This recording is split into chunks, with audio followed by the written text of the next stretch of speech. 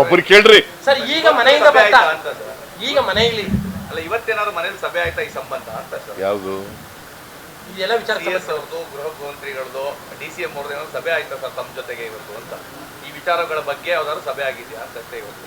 ಈಗ ಅದು ಯಾಕೆ ಬೇಕು ನಿಮಗೆ? ಆಯ್ತಾ ಕೇಳ್ತಾ ಇದ್ದಾರೆ. ರೆಗ್ಯುಲರ್ ಆಗಿ ಸಭೆಗಳು ನಡೀತಲೇ ಇರ್ತವೆ, ಅಧಿಕಾರಿಗಳ ಕರೆದು ಮಾತಾಡ್ತಲೇ ಇರ್ತೀನಿ. ಅದೇ ಸಭೆ ನಡೀತಾ ಅಂತ ಪರ್ಟಿಕ್ಯುಲರ್ ಆಗಿ ಕೇಳ್ತಾ ಇದ್ದೀನಿ. ನಾರ್ಮಲ್ ಕೋರ್ಸ್ನಲ್ಲಿ ಸಭೆಗಳು ನಡೀತಾ ಇರ್ತವೆ. ಅದರಿಂದ ಅಧಿಕಾರಿಗಳನ್ನ ಕರೆದು ಮಾತಾಡೋದು ಇವೆಲ್ಲ ನಡೀತಾ ಇರ್ತವೆ. ಈಗ ತಾನೇ ಹೇಳಿದ್ರು, DGP ಹೇಳಿದ್ರು ಅಡ್ವೊಕೇಟ್ ಜನರಲ್ ಕೇಳಿ ಅಂತ ಹೇಳಿದ್ದೀನಿ. ಅಡ್ವೊಕೇಟ್ ಜನರಲ್ ಕೇಳಿ ಆಮೇಲೆ ತೀರ್ಮಾನ ಮಾಡೋಣ ಅಂತ ಹೇಳಿ. ಸರ್ ಏನ್ ಗೊತ್ತಾ ಸರ್, ನೀವು ಸಿಟ್ಟಾದ್ರು ಚಿಂತೆ ಇಲ್ಲ, ಇದರಿಂದ ಒಂಚೂರು ಮುಜುಗರ ಆಗ್ಲಿಲ್ವಾ ಸರ್ ಸರ್ಕಾರಕ್ಕೆ? ಇಡೀ ಪ್ರಕರಣ ಸರ್ಕಾರ ಏನು ತಪ್ಪು ಏನು ಮಾಡದೇ ಇರೋರು ಮುಜುಗರ ಯಾಕಾಗುತ್ತೆ?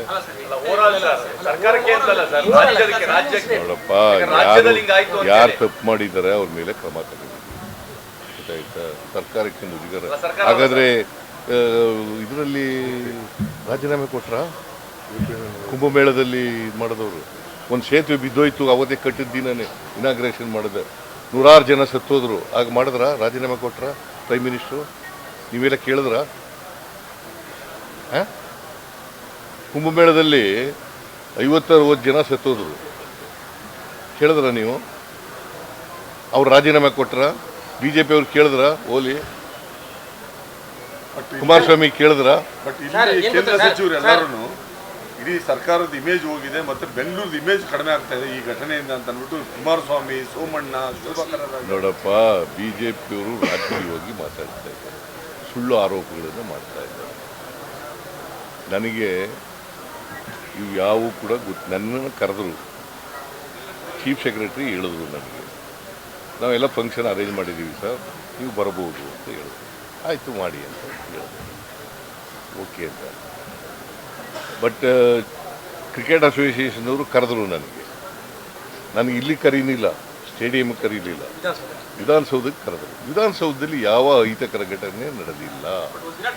ನನಗೆ ಗೊತ್ತಾದದ್ದು 5:45ಗೆ ಸತ್ತೋಗಿದ್ದಾರೆ ಅಂತ ಗೊತ್ತಾದ, ಸ್ಟ್ಯಾಂಪೀಡ್ ಆಗಿದೆ 5:45ಗೆ ಗೊತ್ತಾದ್ದು. ಆಕ್ಚುಲಿ 3:50ಕ್ಕೆ ರಿಪೋರ್ಟ್ ಆಗಿದೆ ಆಸ್ಪತ್ರೆಯಲ್ಲಿ ಸತ್ತಿಲ್ಲ. ಅದು ನನಗೆ ಗೊತ್ತಾದ್ದು 5:45ಕ್ಕೆ ಬರ್ಕಳಿ ಕರೆಕ್ಟಾಗಿ. ನನಗೆ ಅಲ್ಲಿವರೆಗೆ ಸ್ಟ್ಯಾಂಪೀಡ್ ಆಗಿ ಸತ್ತೋಗಿದ್ದಾರೆ ಅಂತ ಗೊತ್ತಿಲ್ಲ. ನಾನು ಹಿಂದೆ ಮಾಡಿದ ನಾರ್ಮಲ್ ಕೋರ್ಸ್ನಲ್ಲಿ ಮಾಡಿದ್ದಾರೆ, ಅಲ್ಲಿ ಯಾರ್ಯಾರು ತಪ್ಪು ಮಾಡಿದಾರೆ ಅವ್ರ ಮೇಲೆಲ್ಲ ಕ್ರಮ ತಗೊಂಡಿದ್ದೀನಿ.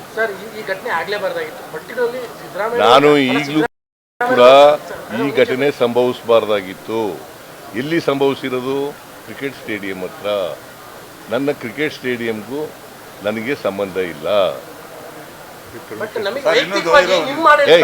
ಬಹಳ ದಿನದಿಂದ ಸರ್ ಕ್ರಿಕೆಟ್ ಸ್ಟೇಡಿಯಂನ ಬೆಂಗಳೂರಿಂದ ಹೊರಗಡೆ ಹಾಕ್ಬೇಕು ಅಂತ ಅಂದ್ಬಿಟ್ಟು ಒಂದು ಡಿಮ್ಯಾಂಡ್ ಇದೆ ಸರ್. ಅದನ್ನ ಪರಿಶೀಲನೆ ಮಾಡ್ತೀವಿ. ಅದನ್ನ ಯಾಕಂದ್ರೆ ಈ ತರ ನೋಡ್ಬೇಕಲ್ಲ ಸರ್. ವ್ಯಕ್ತಿಗತವಾಗಿ ನಿಮ್ಮ ಆಡಳಿತದಲ್ಲಿ ಈ ತರ ಘಟನೆ ಆಗಬಾರ್ದಾಗಿತ್ತು ಅನ್ನುವಂತ ನಮ್ಗಿರುವಂತ. ನಿಮ್ಮ ಯಾರ ಅವಧಿಯಲ್ಲಿ ಆಗಬಾರ್ದು, ನಿಮ್ಮ ಆಡಳಿತದಲ್ಲಿ ಆಗ್ಲೇಬಾರ್ದಾಗಿತ್ತು. BJP ಅವ್ರ ಕಾಲದಲ್ಲಿ ಆಗ್ಬೋದಾ? ನಿಮ್ಮ ಆಡಳಿತದಲ್ಲಿ ನಮ್ಮ ಆಡಳಿತ ಇಲ್ಲಪ್ಪ. BJP ಅವ್ರ ಕಾಲದಲ್ಲಿ ಆಗ್ಬೋದಾ? ಯಾರ ಕಾಲದಲ್ಲೂ ಆಗ್ಬಾರ್ದು, ನಮ್ಮ ಕಾಲದಲ್ಲೂ ಆಗ್ಬಾರ್ದು. ನೋಡಪ್ಪ, ನಾನು ಆಗ್ಬಾರ್ದು ಅಂತ ಹೇಳಿದ್ದೀನಿ, ಆಗ್ಬಾರ್ದು ಅಂತ ಹೇಳಿದ್ದೀನಿ. ಮತ್ತೆ ಹದಿನೇ ಪ್ರಶ್ನೆ ಕೇಳಿದ್ರೆ ಪುನಃ 15 ಪದ ಬೇರೊಂದು ರೀತಿಯಲ್ಲಿ ಕೇಳಿ ಆಗಬಾರ್ದು. ಐ ರಿಪೀಟ್ ಆಗಬಾರ್ದಾಗಿತ್ತು. ಇದು ಅಹಿತಕರ ಘಟನೆ, ಇಂಥ ಘಟನೆ ಆಗಬಾರ್ದಾಗಿತ್ತು.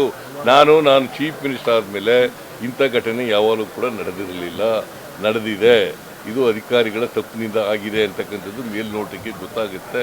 ಅದಕ್ಕೆ ನಾವು ಕ್ರಮ ತಗೊಂಡಿದ್ದೀವಿ. ಪುನಃ 15 ಕೇಳಿದ್ರೆ ನಿನಗೆ ನೋವಾಗಿಲ್ವಾ?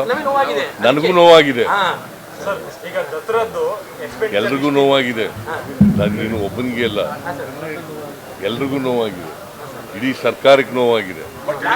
ಸರ್ ಎಲ್ಲೋ ಒಂದ್ ಕಡೆ ಪೊಲೀಸ್ ಕಮಿಷನರ್ನ ಬಲಿಪಶು ಮಾಡೋದು ಅಂತ ಅಂದ್ಬಿಟ್ಟು ಒಂದು ಕ್ಯಾಂಪೇನ್ ಮಾಡ್ತಾ ಇದ್ದಾರೆ ಎಲ್ಲ ಸೋಷಿಯಲ್ ಮೀಡಿಯಾದಲ್ಲಿ. Not correct. ಈಗ ಪೊಲೀಸ್ ಕಮಿಷನರ್ ಒಬ್ಬರೇ ಎಲ್ಲ ಸಸ್ಪೆಂಡ್ ಆಗಿದೆ. 5 ಜನ ಸಸ್ಪೆಂಡ್ ಆಗಿದ್ದಾರೆ. ಇಂಟೆಲಿಜೆನ್ಸ್ನವ್ರನ್ನ ಬದಲಾವಣೆ ಮಾಡಿದ್ದೀವಿ. ಆಮೇಲೆ ಗೋವಿಂದರಾಜು ನಮ್ಮ ಪೊಲಿಟಿಕಲ್ ಸೆಕ್ರೆಟರಿನ ರಿಮೂವ್ ಮಾಡಿದ್ದೀವಿ. ಗೊತ್ತಾಯ್ತಾ? ನಾವು ಸೀರೀಸ್ ಆಫ್ ಕ್ರಮ ತಗೊಂಡಿದ್ದೀವಿ. ಒಬ್ಬರನ್ನೇ ಮಾಡಿಲ್ಲ. ಪೊಲೀಸ್ ಕಮಿಷನರ್ ಒಬ್ಬರನ್ನೇ ಮಾಡಿದ್ದೀವ. ಹಾಂ, ಅಡಿಷನಲ್ ಕಮಿಷನರ್ ಪೊಲೀಸ್, ಆಮೇಲೆ DCP, ACP, ಇನ್ಸ್ಪೆಕ್ಟ್ರು ಎಲ್ಲರೂ ಮಾಡಿದ್ದೀವಿ. ಇದು 2 ವರ್ಷ ಸಂಭ್ರಮದಲ್ಲಿ ಇದ್ದವ್ರಿಗೆ ಒಂಥರ ಬ್ಲ್ಯಾಕ್ ಮಾರ್ಕ್ ಆಗಿದೆ. ಹಾಂ, 2 ವರ್ಷ ಸಂಭ್ರಮದಲ್ಲಿ ಬ್ಲ್ಯಾಕ್ ಮಾರ್ಕ್ ಆಗಿದೆ. ಹೆಂಗೆ ಬ್ಲ್ಯಾಕ್ ಮಾರ್ಕ್? ನಾನು ಇನ್ನೊಂದು ಸಾರಿ ಬ್ಲ್ಯಾಕ್ ಈಗ ನಾವು ತಪ್ಪು ಮಾಡಿದರೆ ತಪ್ಪು ಮಾಡಿದ್ದು ಅಂತ ಒಪ್ಕೊಳ್ಳೋದು. ನಾವು ತಪ್ಪೇ ಮಾಡಿಲ್ವಲ್ಲ.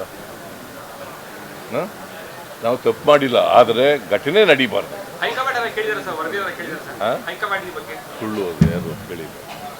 ಸರ್ ಈಗ ದಸರಾದ್ದು ಸರ್ ಇದು ಬಂದಿಲ್ಲ ಸರ್. ಬಿಜೆಪಿಯವರು ಪ್ರೊಸಿಷನ್ಗೆ ಅವಕಾಶ ಕೊಡಿ ಅಂತ ಹೇಳ್ಬಿಟ್ಟು ಕೇಳಿದ್ರು. ಅದಾದ ನಂತರ ಬೇಡ ಅಂತ ಹೇಳಿ ನೋಡಿ, ಲೆಟರ್ ಇದೆಯಲ್ಲ, ಪ್ರಭಾಕರ ಎಲ್ಲ ನೋಡಿ.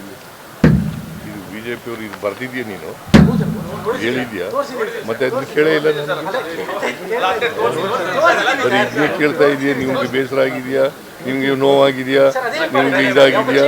ಇದು ನೋಡಪ್ಪ, ಇದ್ಯಾರು ಹೇಳೋದು? ಇದು ಅದು ಸುದ್ದಿ ಮಾಡಿದ್ವಿ. ಬರೀ ಸುದ್ದಿ ಮಾಡಿದ್ಯಾ ಅಷ್ಟೇ.